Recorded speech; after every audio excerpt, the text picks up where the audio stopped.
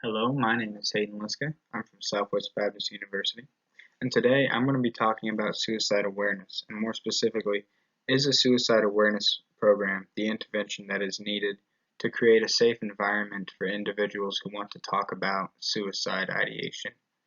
And is a suicide awareness program going to give someone the knowledge to go seek help when they are considering suicide or having any kind of suicidal thoughts? Suicide has a major impact on the public. Many individuals daily struggle with thoughts of suicide, self-harm, and depression. Approximately 24% of individuals aged 12 to 17 have considered suicide. But it is not just the public that suffers. The healthcare system takes a large financial toll when it comes to suicide. The average cost of medical treatment for one suicide is $40,000. That is not including the loss of productivity from the individual who took their own life, which that totals $1.3 million. It is also not including the time spent helping the patient during their stay in the hospital, or the emotional toll on the healthcare professional who tried to help that individual. This is important to all those who have suicidal ideation because no one should have to have daily feelings of loneliness and hopelessness. Interventions are desperately needed because when suicide is considered, there isn't much time before they will make a decision that they may regret. No one is immune to thoughts of suicide. I have known people who have killed themselves who I never would have suspected of having a single thought of suicide. After the event, it wasn't talked about a lot. This is why a suicide awareness program is needed. It is something that impacts almost all of us at one point, but not many people are willing to talk about it to find the answers that are needed. My Peacock question was a little bit harder to form than I expected. The impacted population for suicide is unmeasurable, but I know that I wanted to impact someone's life early on. I had originally thought of adolescents and college students, but I later narrowed it to just adolescents. The intervention is something that I've been thinking about for a long time as well. Implementing a suicide awareness program in a public school is something that I think will greatly benefit those who partake in the program. Overall, I wanted the outcome to be a decrease in suicides, but even that doesn't accomplish as much as I hope for the suicide awareness program to accomplish. Increasing the students' confidence and knowledge in finding resources that will help them when they are having suicidal thoughts will hopefully cause them to seek help when they are having suicidal ideations.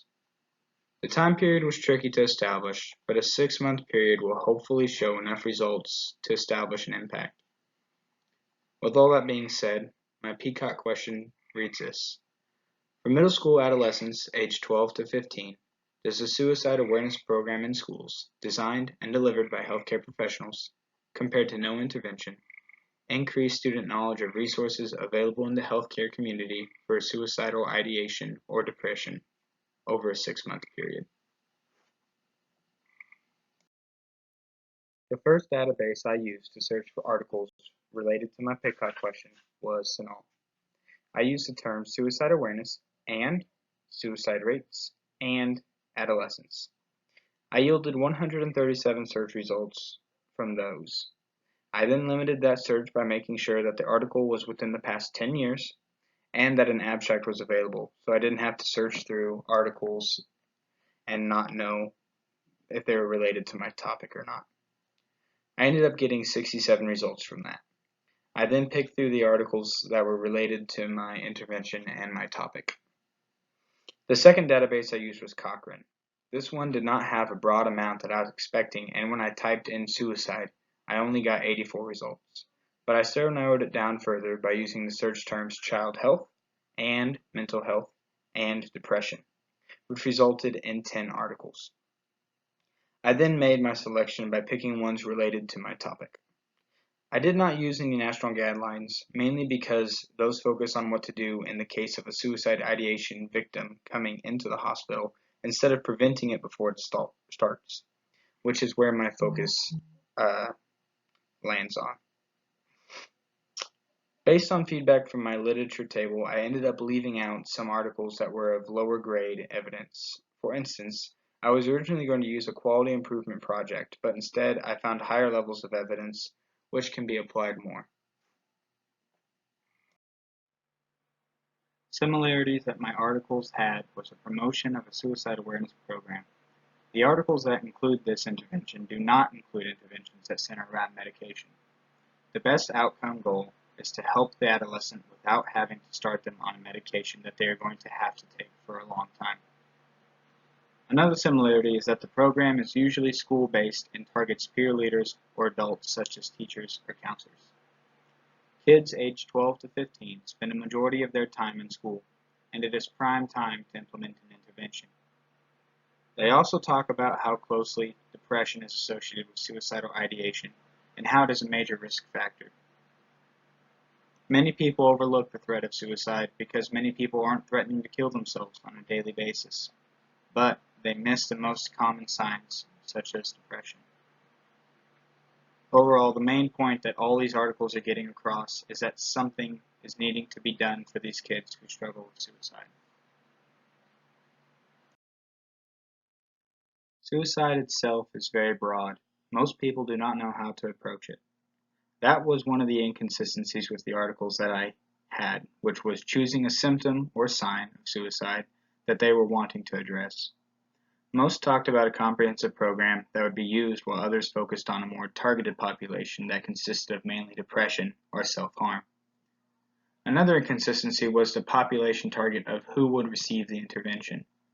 This is one of the more serious ones because some programs would rather focus on the faculty of the school and create an environment that provided the maximum amount of resources so an individual could get help, while others focus on the students themselves and open up counseling groups and directly tell the students on where to go to receive that help. The limitations in all these articles seem to shine through more than I would have liked. Almost all of them have never been tested long-term. Testing that is beyond 12 months has needed more than short-term testing. They weren't all randomized either. The faculty of one research study signed up for the intervention, and even some of them had to take the intervention for legal reasons. Many of the sample sizes were also too small and could not draw clear and concise conclusions.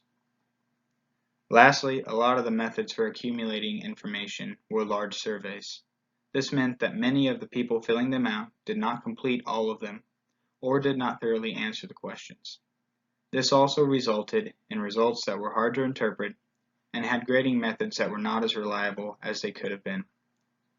In the end, it was very hard to draw conclusions from the information that they gathered from the tests. In summary, more research is needed to prove, for sure, if a suicide awareness program in schools is the answer. Tests need to be done that have larger sample sizes, that have a specific target population, such as students or faculty, and need to be done over a longer period of time because the recurrence of depressive episodes is high. Still, with all that being said, all these articles point to an intervention having positive effects.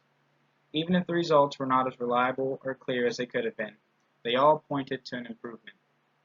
The improvements were not only from people who showed signs of depression or self-harm, but for all students who partook in the intervention. I feel as if the evidence is there for implementing a suicide awareness program in schools. As I stated before, all the studies resulted in positive effects. The only thing that is missing from implementing it today is confirmation of all the data. A study that does a longer time period, larger sample size, and a clear target population will give us a more accurate result and could be the one that decides if this should be implemented in more places. Unfortunately, there is no guideline for something like this, because this is a preventative measure that occurs outside a hospital setting.